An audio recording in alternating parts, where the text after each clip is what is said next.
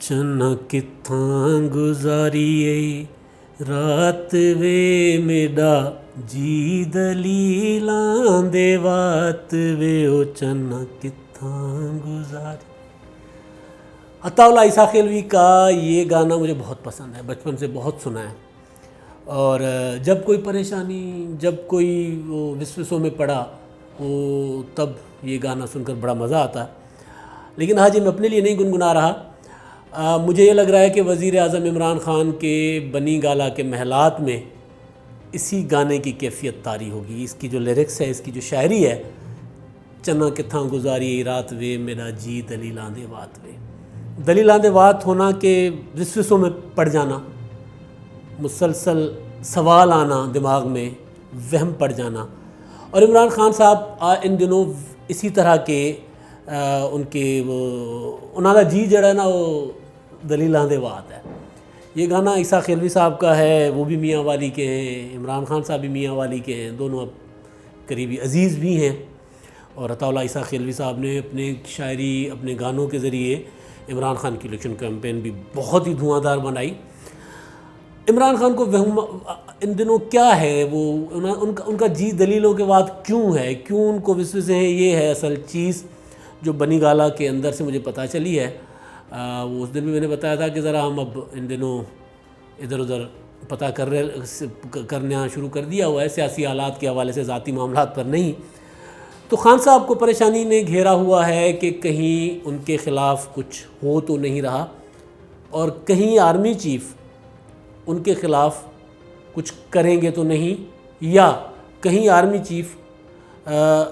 Opposition کے ساتھ تو نہیں مل گئے، یا نیوٹرلائز تو نہیں ہو گئے، ڈسٹنس تو نہیں کر لیا ان کے وزیر اعظم عمران خان کے ساتھ۔ یہ وہم عمران خان صاحب کو کیوں ہوا ہے، یہ وسوسوں نے ان کو کیوں گھیر رکھا ہے اس طرح کے، اس کے پیچھے جو بنی گالہ سے پتہ چلا وہ یہ ہے کہ جی وہ ایک دو تقاریر تھیں، ایک دو اقدام تھے آرمی چیف کے، انہوں نے خان صاحب کو پریشان کر رکھا ہے، جس کے بعد خان صاحب نے 4-5 بار یہ سگنل دیا ہے، یہ بات کی ہے کہ وہ آرمی چیف ہٹا بھی سکتے ہیں، جیسے انہوں نے کل کیا تھا سیرت کانفرنس میں، انہوں نے کہا تھا، وہ حضرت عمر کا حوالہ دیا تھا اور کہا تھا کہ انہوں نے تو دوران جنگ اپنے سپہ سالار کو جو تھا خالد بن ولید کو انہوں نے ہٹا دیا تھا، اور پھر یہ بھی کہا کہ جی مجھے کوئی اس کے علاوہ پہلے جو باتیں کی کہ جی مجھے کوئی فرق نہیں پڑتا، آرمی چیف کوئی بھی ہو، DGISI کوئی بھی ہو۔ پھر انہوں نے یہ بھی کہا تھا کہ اگر کوئی مجھ سے استعفیٰ مانگنے آئے گا تو میں بھی استعفیٰ مانگ لوں گا۔ یہ انہوں نے کہا تھا نواز شریف صاحب کے حوالے سے، جو انہوں نے سابق DGISI کے لیے کہا تھا کہ ان سے استعفیٰ مانگنے آئے تھے، یا موجودہ DGISI کے لیے۔ ہاں، تو بہرحال عمران خان صاحب نے کہا کہ جی میرے پاس کوئی آئے گا تو میں اس سے استعفیٰ مانگ لوں گا۔ اور پھر انہوں نے وہ ملاقات جو سیکیورٹی معاملات کے حوالے سے آرمی چیف نے کی تھی،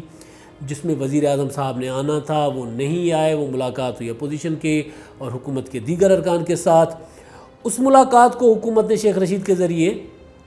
ایک افسانہ بنا کر پیش کیا، ایک مطلب ایسے کر کے پیش کیا کہ جیسے چھپ چھپ کے کوئی ملاقات ہوئی تھی، اور یہ ہوا تھا نواز شریف صاحب کی APC کے خطاب کے بعد جو نواز شریف نے کیا تھا۔ تو اس کے بعد وزیر اعظم صاحب کا ایک انٹرویو آپ نے سنا ہوگا، جس میں انہوں نے کہا تھا کہ ملاقات غلطی تھی، آرمی چیف نے جو ملاقات کی تھی ہماری غلطی تھی۔ ہماری لفظ انہوں نے ویسے استعمال کیا تھا، کسی نے ان کو سمجھایا ہوگا کہ یار اس طرح بھی فی الحال باتیں کرنا سیدھی شروع نہ کریں۔ تو یہ وہ جو سگنلنگ وزیر اعظم صاحب مسلسل کر رہے ہیں، 4-5 بار انہوں نے یہ اشارہ دیا ہے، اور ظاہر اشارے کنائے میں جو باتیں ہوتی ہیں ان کے پیچھے کچھ نہ کچھ ہوتا ہے۔ اب جو کچھ نہ کچھ ہوتا ہے وہ پتہ کرنے کی کوشش کیجیے، وہ کچھ نہ کچھ کیا ہے۔ براہ راست کوئی خان صاحب کا کوئی مسئلہ بنا ہے، ظاہر پاکستان میں یہ ہوتا رہا ہے، ماضی میں بھی ہوتا رہا ہے۔ نواز شریف صاحب کے لیے تو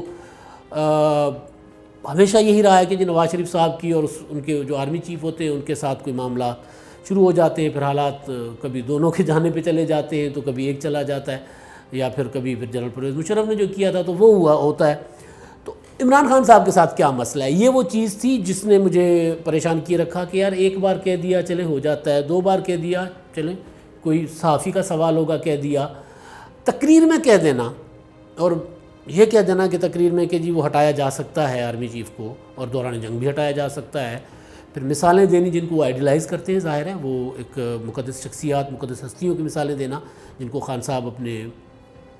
سمجھتے ہیں کہ وہ ان کے طرح کی طرز حکمرانی کے وہ خواہاں ہیں کہ اس طرح کا ہو پاکستان میں نظام، تو ان کی مثال دینے کے پیچھے کیا آتا ہے۔ جب یہ پتہ کرنا شروع کیا تو پتہ چلا کہ جی وہ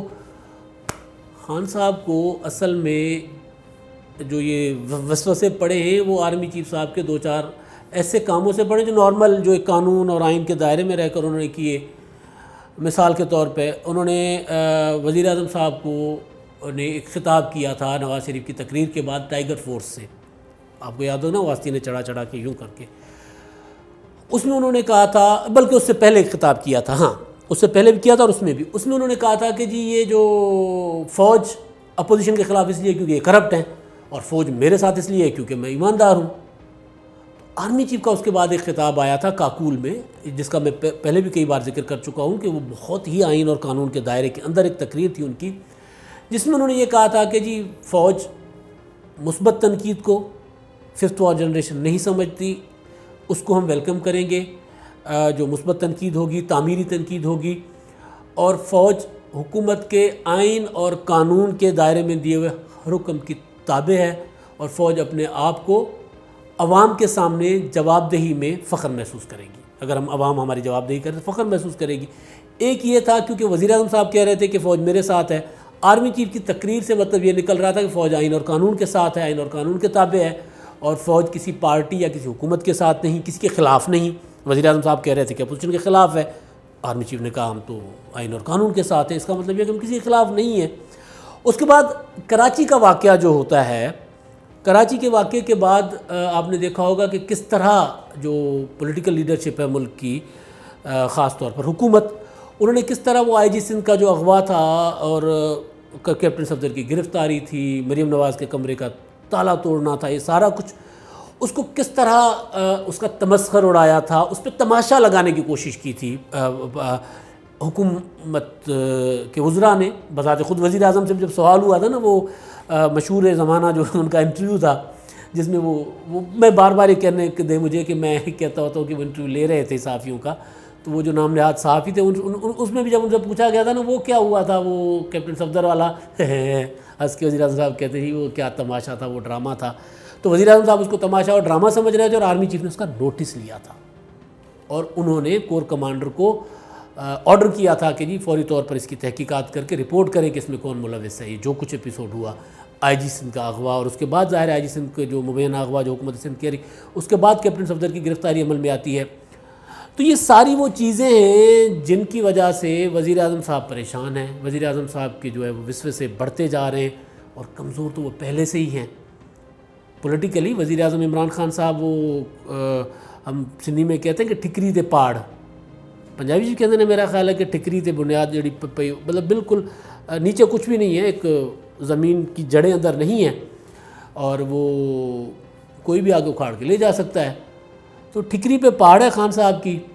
اور خان صاحب جو پنگے لے رہے ہیں بڑے بڑے، اور اس کے بعد جب ان کو آرمی چیف صاحب کی کوئی جو قانون اور آئین کے دائرے کے اندر کوئی بات سامنے آتی ہے